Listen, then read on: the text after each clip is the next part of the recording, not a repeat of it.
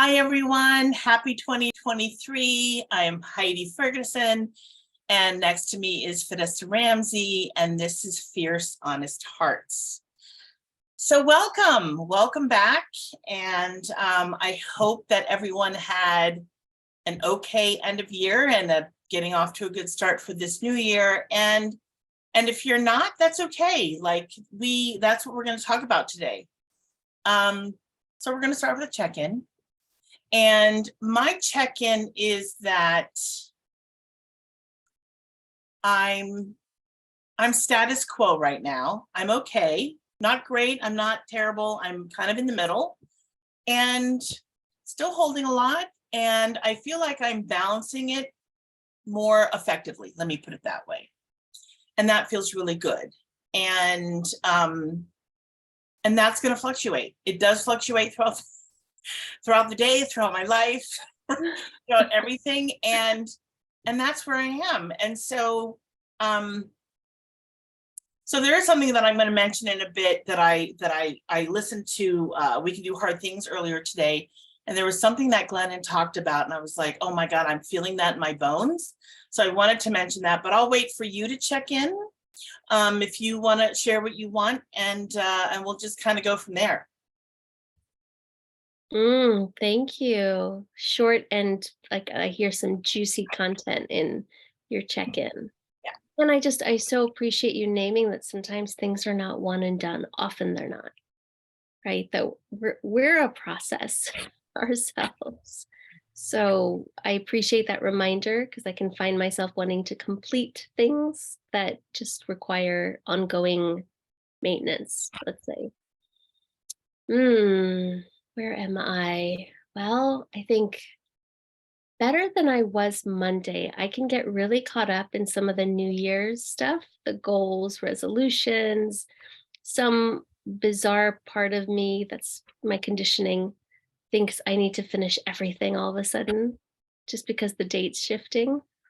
Like clear your inbox, although it's just another day.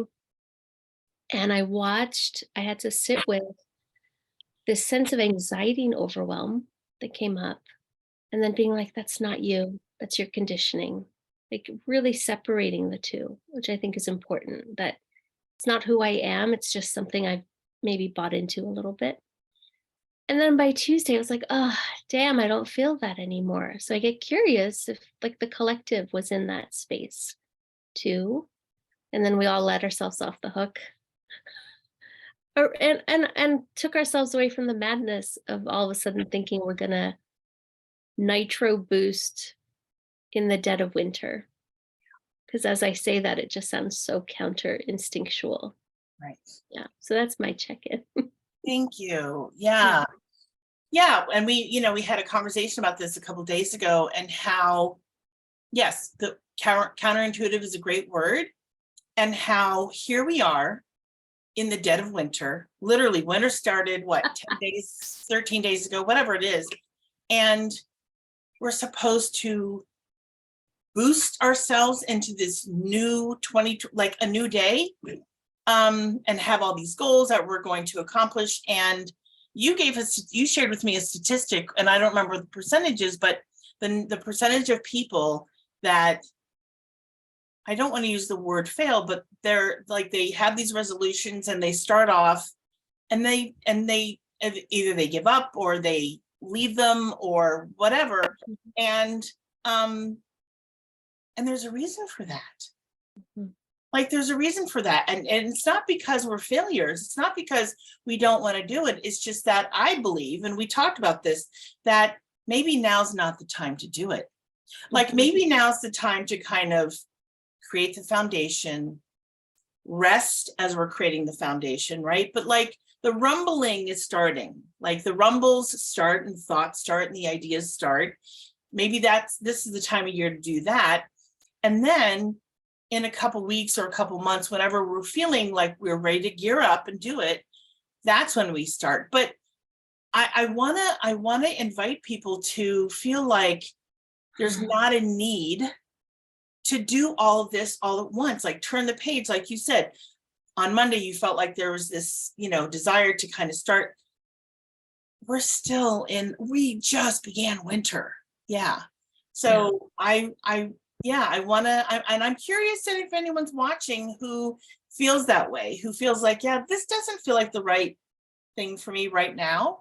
I have these ideas and thoughts and things that I want to do, but to start them right now, I'm not feeling it.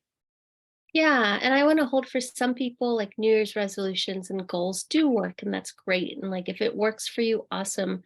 But don't abandon yourself for the sake of some social construct that really isn't true to nature. And I love just the distinction of like, yes, there's this fertile soil and there might be ideas and dreams. Like this is a great time to dream and start envisioning and begin this like I call it like the inner blueprint, right? Like what's going to be exciting.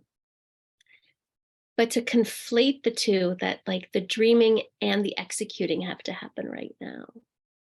I think that's where the anxiety is because we don't have the energy for the go. We might have the energy for the dream. Mhm. So I'm going to speak for us Americans. We're in a culture of like, you have the dream and then you just go for it. And maybe we let the dream simmer a little and let it evolve and shape and grow because maybe that's going to feel more beautiful in the spring, you know? I like keeping my eyes on the things that I want to do this year with a renewed commitment that most of them I will likely start with the spring equinox. Mhm. Mhm.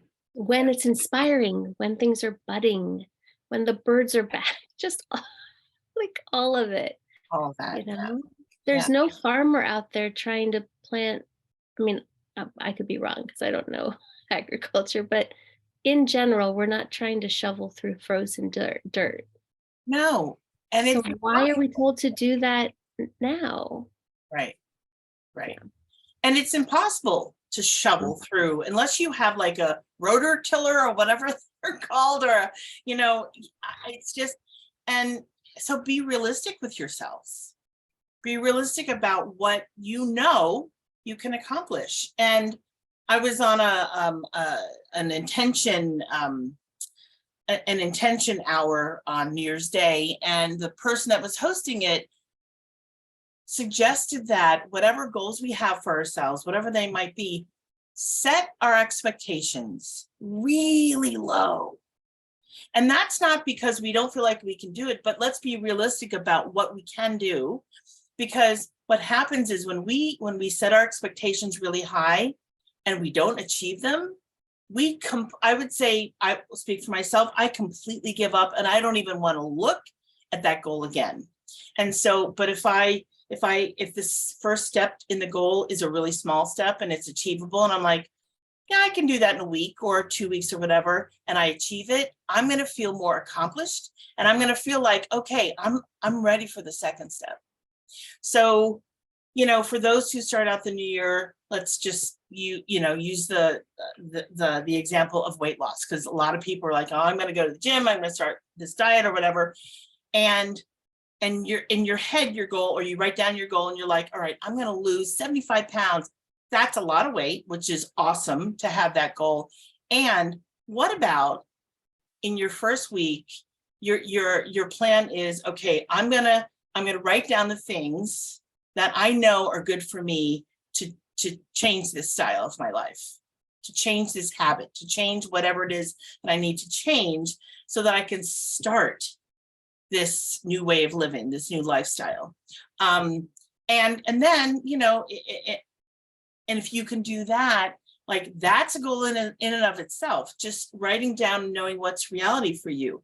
But if you just go gun ho and think to yourself, oh, I'm gonna XYZ, and then, 2 or 3 weeks pass and you haven't accomplished that, you're not going to feel great. You're going to feel pretty crappy. You're going to feel defeated. So, be gentle with yourselves. Really be gentle with yourself. Yeah. Yeah. And I want to lift up this piece you said about like bite-sized goals, because so often I see with my clients and with, just the human beings I love, these big goals, which are beautiful, like you said. And yet it's not one goal. If you unpack that goal, if you're a list maker like me, that one goal might have 150 baby steps. Yeah. And when we don't actually break those down, we're doing ourselves a disservice, because then we're not getting clarity on, okay, you want to write a book. Well, there's an outline and there's a title and there's a cover and there's all these things. And if we don't make them into sizes we can chew, like you said, we're just going to throw the whole thing out. We're going to get discouraged, right? So it's like, be your own best friend here by being gentle, let's say by being realistic and reasonable, and saying, okay, like to your example, I want to lose 75 pounds this year, right? Maybe I open and unpack a cupboard that might have some not so great stuff in it this week. Maybe I make a new grocery list. Maybe I find a buddy. A to Z, if you can break down those steps. And I did that when I wanted to be a singer. It was like, okay, never really sang before, want to be a singer. What's A? Guess I got to get a voice coach. Okay, what's B? Guess I got to start really listening to songs as like as a learning, focused learning. And creating the A to Z allowed me to see like the steps are possible and the steps require patience, right? I didn't go from, I guess I want to be a singer to like being on a stage. Right. Yeah. Right. I would have missed a lot of growth opportunities without breaking down those steps. So yeah, people don't want to start small sometimes, I find. I don't know if you've ever noticed this. Oh, yeah.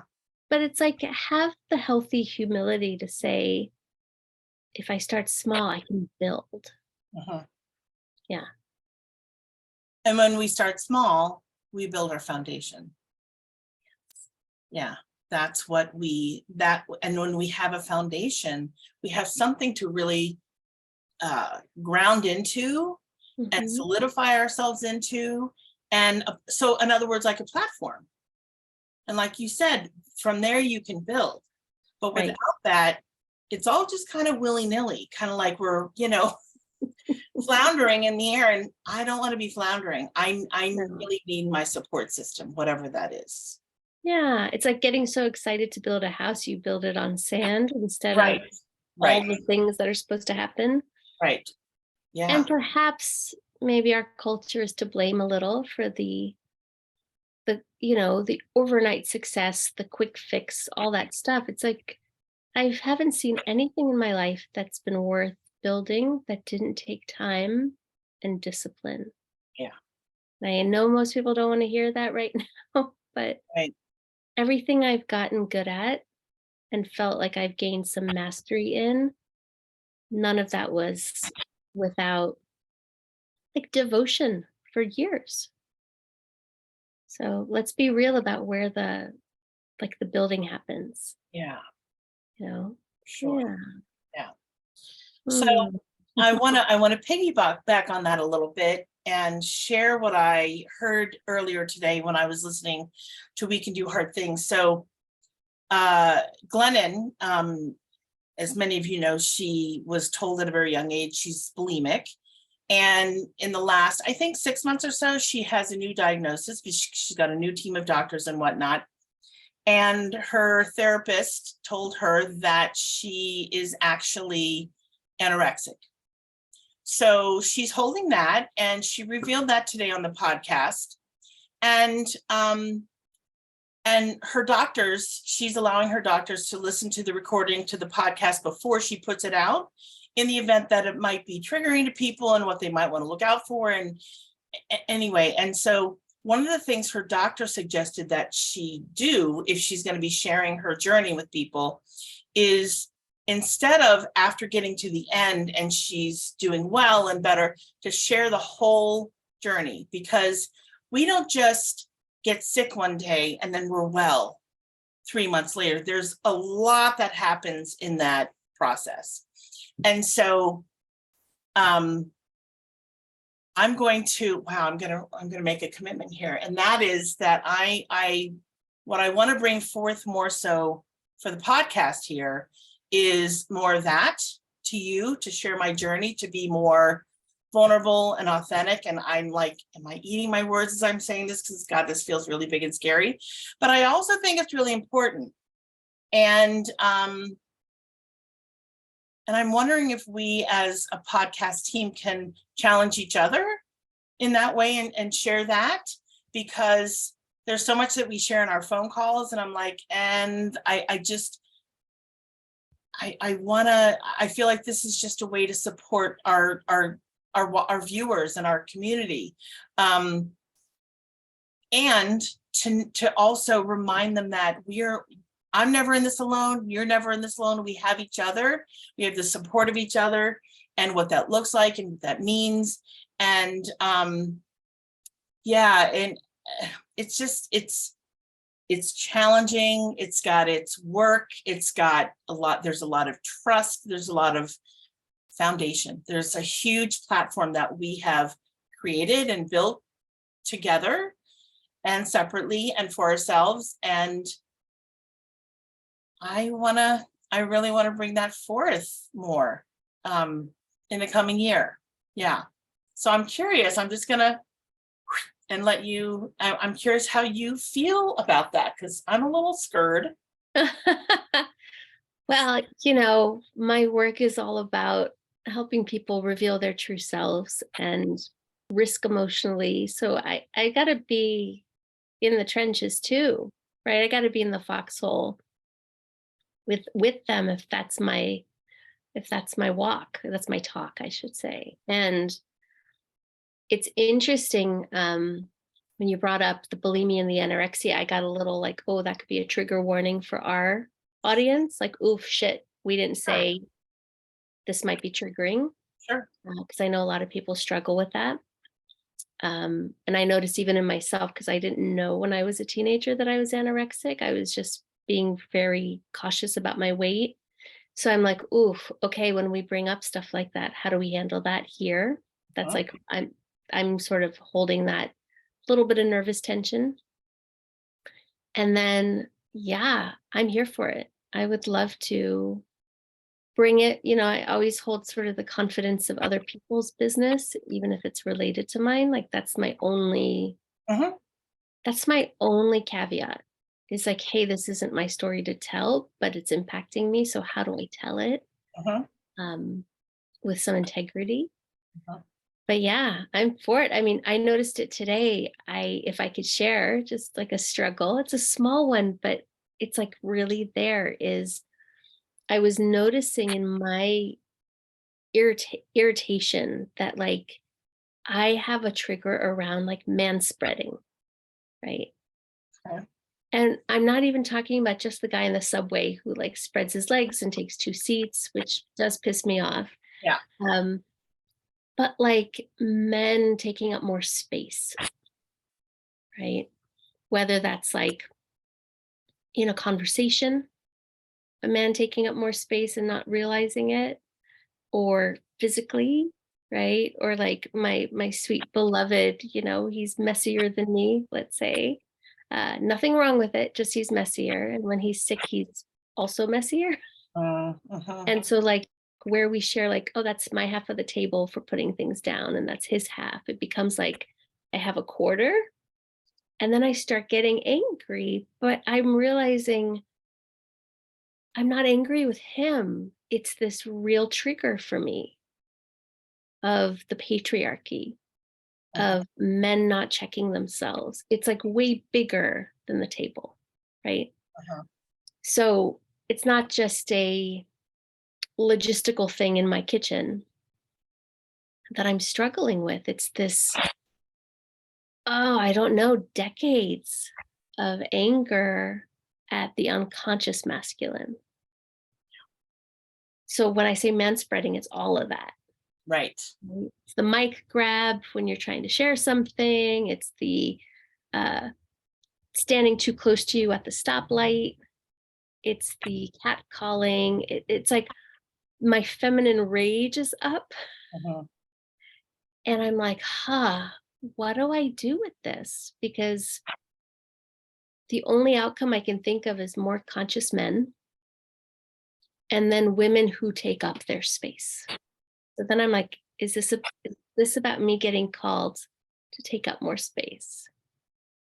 Right? Like, A, what's the rub? I think I know. And then B, what's the solution? Because I don't want to just be problem aware. Yeah. And it doesn't mean like me putting more cups on my side of the table. Like it's something bigger. Mhm. But that keeps reminding me of something Mhm. that I think I'm being invited into, and I don't quite know what it is yet. So I'm curious. Of course I am. I'm curious what it is you think you're being called into. So there's no solution. It's okay if you don't have a solution, but that I'm really curious about. Yeah. First thought, best thought, like harnessing my feminine rage. Okay. And what does that look like? We're good. Yeah. I think, yeah, it's a great question. What does it look like? I think it's voice. I think it's songwriting. I think it's speaking up for women. I think it's coaching and supporting men and getting more conscious, right? But it's the first, like an anchoring into that the imbalance feels like injustice, Mhm. and there's change that needs to happen. Mhm. Yeah. So I hear all that, and I'm asking on a more personal level Hmm. because it feels personal to me. It feels like many, many lineages and lifetimes, and yeah, Yeah. it feels big. Yeah. Yeah. Feels big over here. It I don't does. know. Yeah. They're not quite sure what to do with it. It feels not unwieldy, but like I have to harness very well. Mhm. Mhm. Hmm. When you say personally, I feel a tenderness and a grief in my heart. Mm. Can you say more about that? Mm. I think there's a genuine sadness in my heart around how women are treated in Mm. this world. And the thousands of years before us, right? Like if we think this is bad, I imagine, Oh, right? yeah. So it is coming up as feminine rage, like, but underneath it is a significant grieving process that Mhm. I've been in my whole life, Mhm. which is like, why? Why are women treated this way? Why are we second class citizens? Why, in some countries, we're not allowed in parks. We're not allowed out of the house. We're not allowed to go to school. Like, I do take it personally as a woman, while I am privileged in a ton of ways here. But I feel it personally. It almost feels like it's not just my rage. It's not. It feels like it's in my DNA, that rage. Mhm. The women in my lineage, the Mhm. women in our lineage. Um, Kind of feels like an invocation too. I know it sounds intense, but it also feels like allowing them to heal too. Yeah. Right? Oh, yes. Yes. So the tentacles that we often talk about, right? And Mhm. so it isn't only about manspreading and the patriarchy and all that. It's an opportunity to learn, to Mhm. grow, to heal for everybody, Mhm. everybody across the board, all the cultures, the Yeah. genders, all of it. And um, I'm really feeling your personal connection to it, even though I don't know it. I can feel it. Like I just, feeling that energy very strongly, and the grief. Yeah. Because I mean, at this point in our lives, I feel like we're pretty fortunate. We're pretty lucky as American women, right? Things have come a long way. And as we look back, like I think about my mother and my grandmother Mhm. and how they were treated, and how they were growing up as young girls and being treated however they were treated by their brothers or school friends or whatever. And we are being carried on their shoulders of the things that they've gone through, and it's still not over. Like, there's a long way to go. We've come a long way, and there's a long way to go. So this is part of our journey. This is what I was talking about. So I'm really appreciating you opening up this way. Yeah. Thanks for asking those beautiful questions, because what I'm getting in touch with is like, yeah, it is personal and I am upset, and that's okay. Yes. So often I'm like, well, how do I harness this for good, right? Because that's important. Yeah, sure. Sure.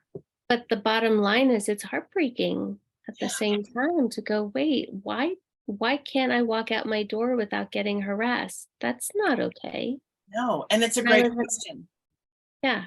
Like, or if I get harassed and I say to someone, I have to hedge whether to say something to that person and or be on the receiving end of verbal aggression, physical aggression, some kind of weird stalking aggression, right? yes.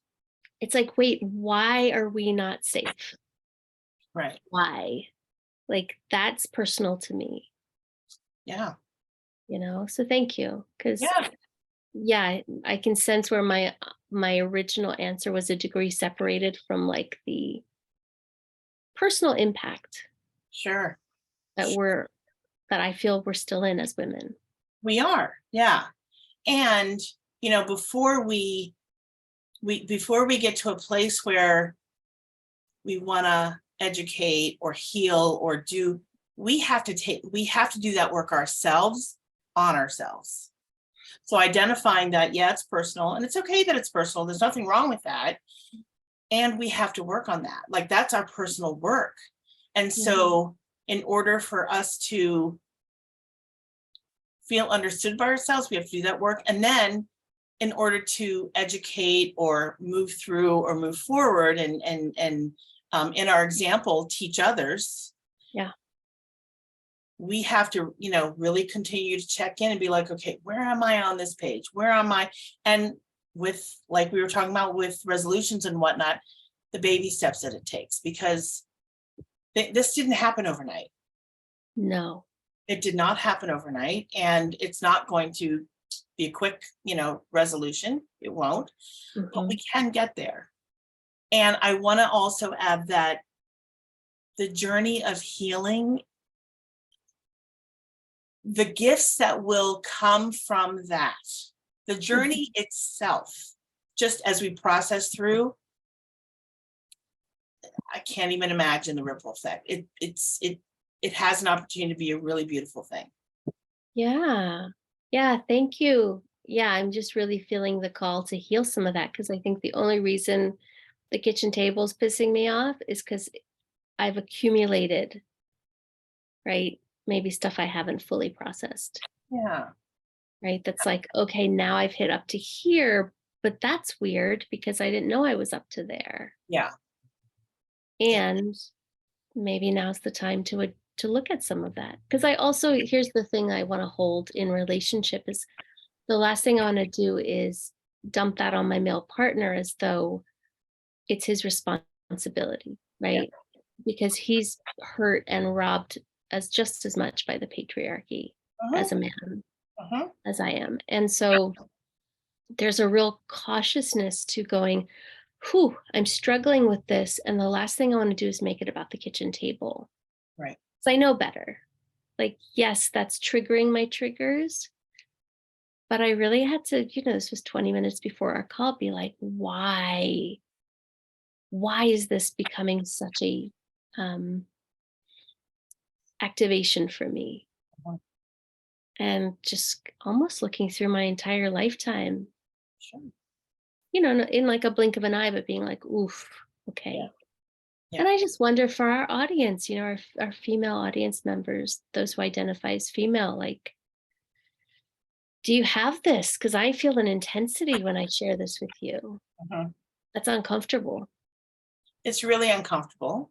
It is. We can name it. It's okay. And I think it's a great question that you posed to our audience. Like, if you have this, you can just, send a like or whatever. But I would really love for people to comment and share whatever they feel comfortable sharing, because there's a really, connective tissue here. There's camaraderie, and at the end of the day, we're all in this together. And it's not women against men. That's not what I'm posing here at all. But like you said, Richard is, I hate to use the word victim, but these are his role models.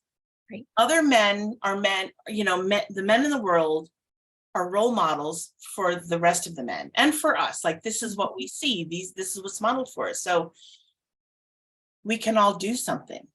Like, we can all, whatever needs to be changed, we can all work on this together. Right. And then the other thing, and I'm aware of the time because we want to keep this shorter, but I wanted to add that, when I think about, and I don't know that I've really thought about this in a larger term, but when I think about the changes that need to be made, I ask myself and I look in the mirror and I go, okay, so what part of this is mine? Like, what's my responsibility? Because it's not just them and not me.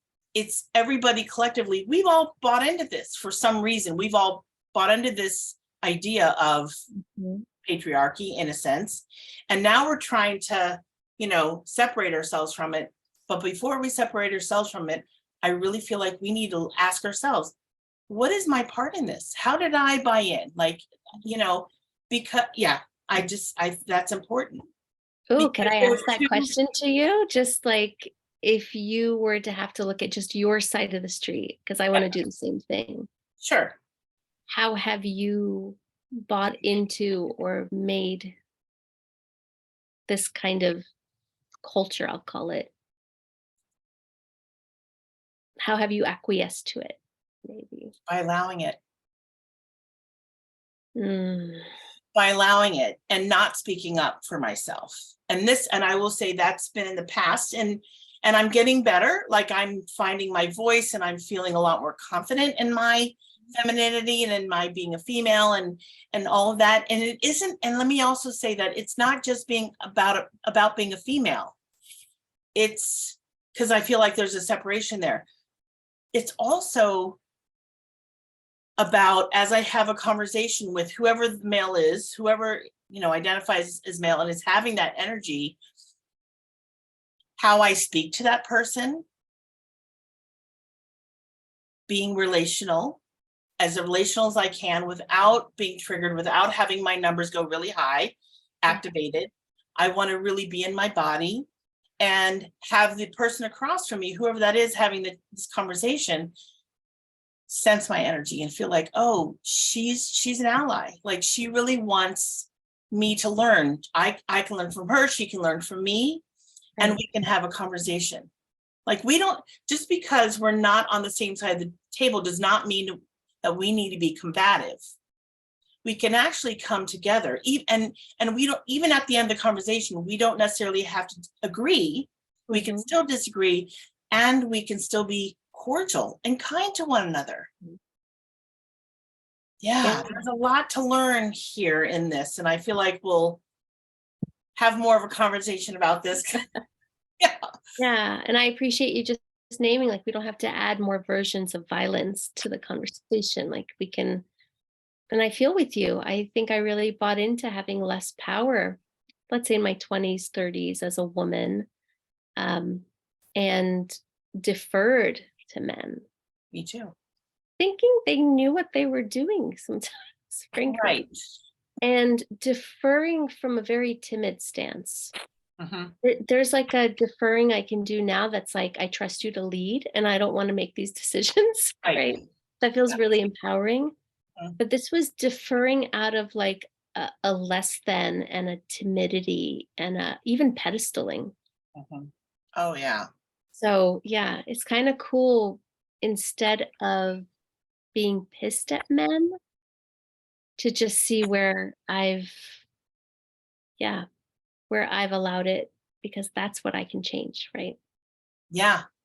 Yeah. And God bless the good men of this world, those running men's groups, those joining men's groups, those also having these difficult conversations about the patriarchy and how it robs us all of our humanity, Mhm. because that's happening too, It is. you know. Yeah. Yeah. Mm. This was good.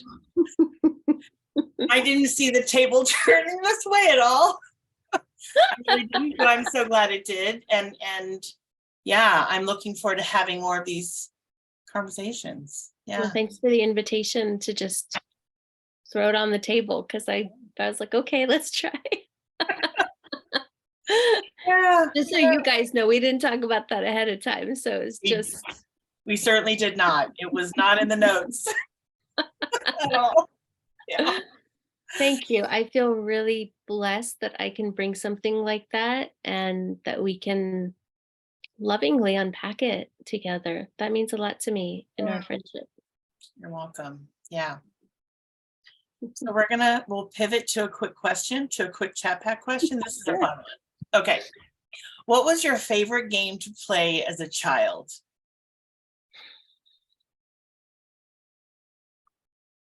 Hmm. Such an interesting question. 'Cause I had a couple things pop up, so I'm like, oh, let me feel into that. Um, it's gonna sound weird. The operation game, Oh, okay. Okay. that game, it both terrified me. It totally like shook my nervous system, Yeah, I get that.